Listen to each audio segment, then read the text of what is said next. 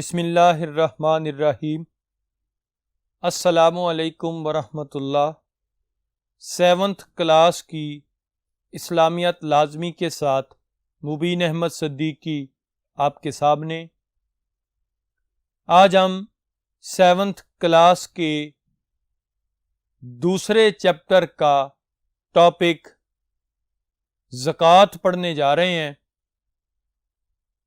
آئیے اس کو پڑھنے کے لیے بورڈ پر چلتے ہیں۔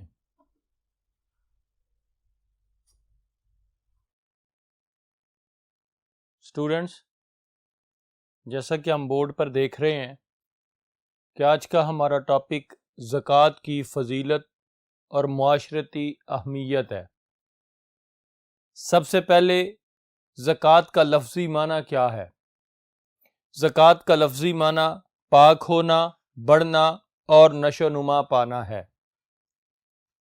زکوٰۃ کی تعریف کیا ہے یا زکوٰۃ کا اصطلاحی معنی کیا ہے؟ حلال طریقے سے کمائے گئے مال میں سے مقررہ شرع کے مطابق مال کا مقررہ حصہ راہ خدا میں خرچ کرنا زکوٰۃ کہلاتا ہے۔ اللہ تعالیٰ نے جو مال دیا، ہم نے حلال طریقے سے مال کمایا، اس مال کو جب ہم نے راہ خدا میں خرچ کیا مقررہ شرع کے مطابق تو وہ زکوٰۃ کہلائے گا۔ ہم نے بات کی کہ مال پاک ہونا۔ جب ہم مقررہ شرع کے مطابق راہ خدا میں مال خرچ کرتے ہیں تو پھر ہمارا مال پاک ہو جاتا ہے، ہمارا مال بڑھ جاتا ہے، کیونکہ جس مال کو راہ خدا میں خرچ کیا جائے اللہ کی طرف سے اس میں برکت پیدا ہو جاتی ہے اور اس میں نشو و نما پیدا ہو جاتی ہے۔ اگر ہم راہ خدا میں خرچ نہیں کریں گے، مال کو جمع کر کے رکھیں گے، سمیٹ کر رکھیں گے، ہو سکتا ہے مال میں نقصان ہو جائے، ڈاکو مال کو لوٹ کر لے جائیں، آگ لگ جائے، 100 مسائل پیدا ہو جاتے ہیں، اور یہ عذاب الہی ہوتا ہے کہ جو لوگ مال خرچ نہیں کرتے۔ زکوٰۃ کی فرضیت۔ زکوٰۃ کب فرض ہوتی ہے انسان پر؟ زکوٰۃ 1 سال پورا ہونے پر، جب ایک قمری سال گزر جائے، جو محرم، صفر، ربیع الاول، ربیع الثانی یہ مہینے ہوتے ہیں، جب ان کا 1 سال مکمل ہو جائے تو صاحب نصاب مسلمان پر زکوٰۃ فرض ہو جاتی ہے کہ مقررہ شرع کے مطابق مال کی وافر مقدار انسان کے پاس موجود ہو اور وہ کثرت سے مال جو ہے وہ پڑے ہوئے 1 سال بیت گیا ہو، اور اس کے بعد پھر اس پر زکوٰۃ فرض ہوتی ہے۔ زکوٰۃ جو ہے وہ صاحب نصاب مسلمان پر فرض ہے۔ صاحب نصاب مسلمان کون سا مسلمان ہے؟ جو شریعت نے مال کی شرع مقرر کی، اس شرع کو نصاب کہا جاتا ہے، اور اگر یہ نصاب کے مطابق مال 1 سال تک انسان کے پاس موجود رہے، وہ شخص صاحب نصاب کہلاتا ہے۔ سونے کا نصاب کیا ہے؟ سونے کا نصاب 7.5 تولے سونا ہے۔ اگر کسی شخص کے پاس موجود ہے 7.5 تولے یا اس سے زیادہ، تو اس کو پڑے ہوئے 1 سال گزر گیا، اب اس پر زکوٰۃ فرض ہو جائے گی۔ چاندی کا نصاب کیا ہے؟ 52.5 تولے چاندی ہے۔ اگر کسی شخص کے پاس 52.5 تولے چاندی موجود ہے اور اس کو پڑے ہوئے 1 سال گزر گیا ہے، اب سال کے بعد وہ پھر زکوٰۃ ادا کرے گا۔ اسی طرح مال تجارت پر بھی انسان پر زکوٰۃ فرض ہے کہ اگر مال تجارت سونے یا چاندی اس کی مقدار کے برابر موجود ہے تو پھر جب اس پہ 1 سال گزرے گا تو پھر اس پر زکوٰۃ فرض ہو جائے گی۔ زکوٰۃ کے مصارف کون سے ہیں؟ مصارف زکوٰۃ سے کیا مراد ہے؟ مصارف مصرف کی جمع ہے، اور مصرف کا معنی ہے خرچ کرنے کی جگہ، یعنی ہم اپنے مال کو کس کس جگہ پر خرچ کر سکتے ہیں یا کن کن لوگوں کو دے سکتے ہیں وہ مصارف زکوٰۃ کہلاتے ہیں۔ آئیے اب دوسرے بورڈ پر چلتے ہیں۔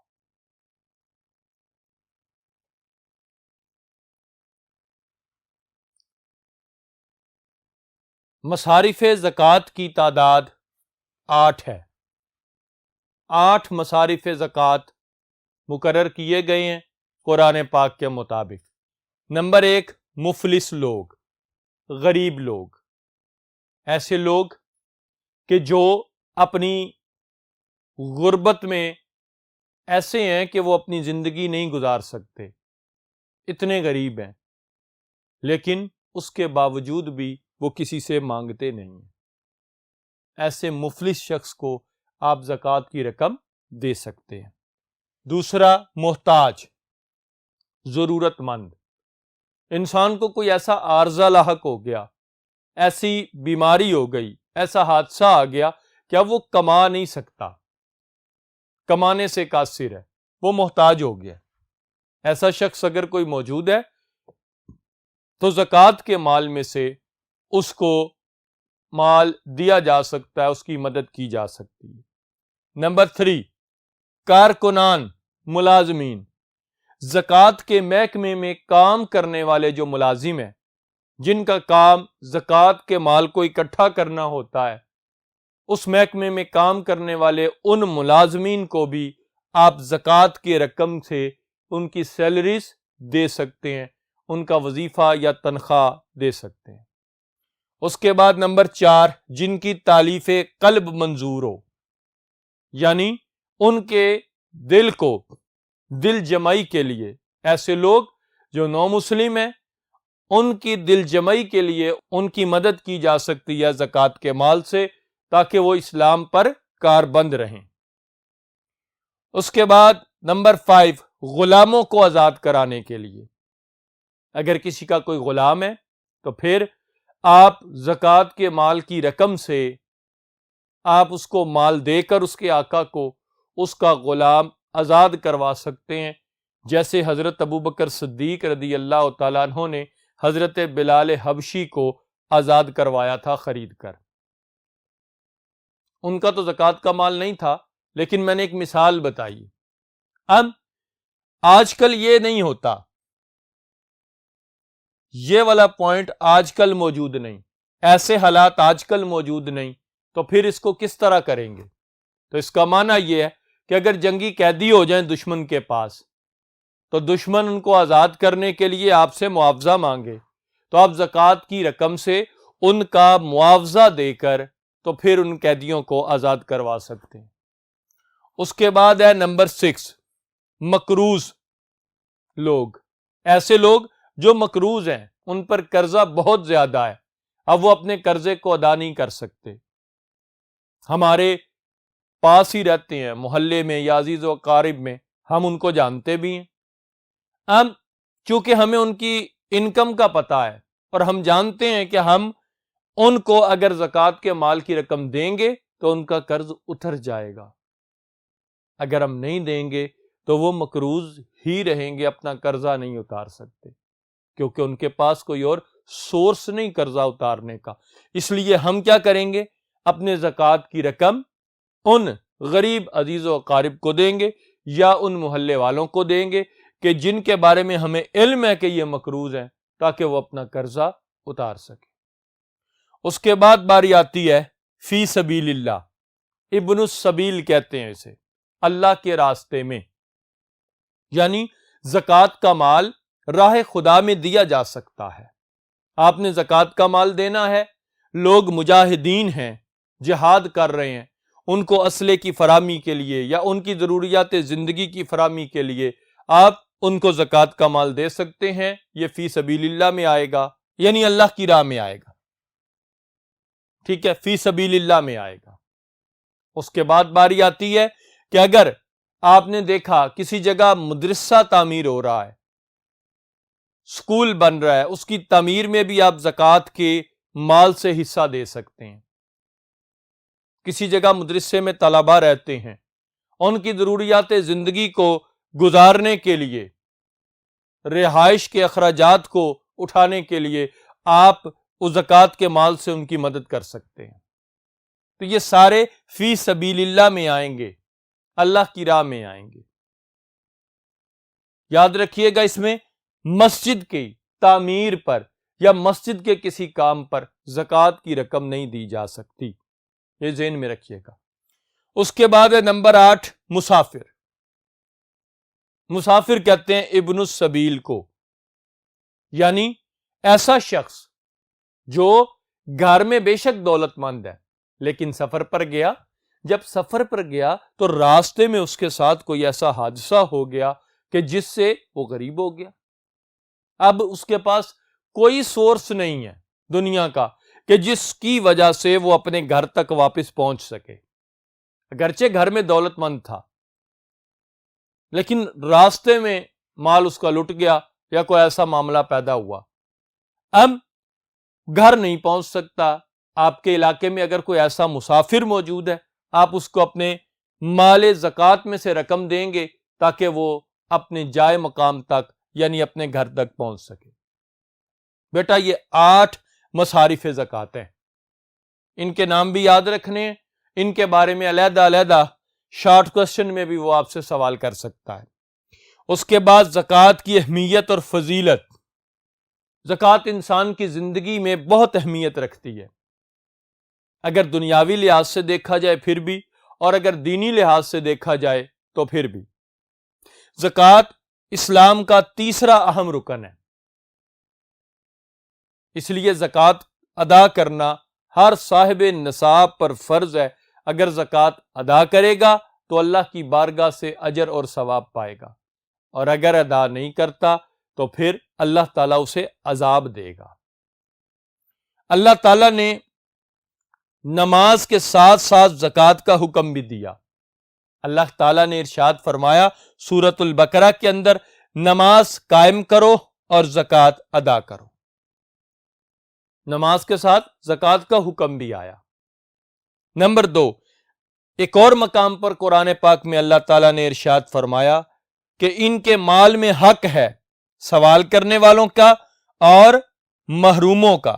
جو محروم لوگ ہیں ان کا بھی حق ہے، اور جو سوال کرنے والے ہیں، سائلین ہیں، ان کا بھی حق ہے مالداروں کے مال میں۔ تو قرآن مجید کی آیات یہ واضح کرتی ہیں کہ زکوٰۃ ادا کرنا انسان پر فرض ہے اور لازم ہے اپنے مال کی، کیونکہ یہ ایک مالی عبادت ہے۔ نبی کریم صلی اللہ تعالی علیہ وآلہ وسلم نے بھی زکوٰۃ ادا کرنے پر زور دیا۔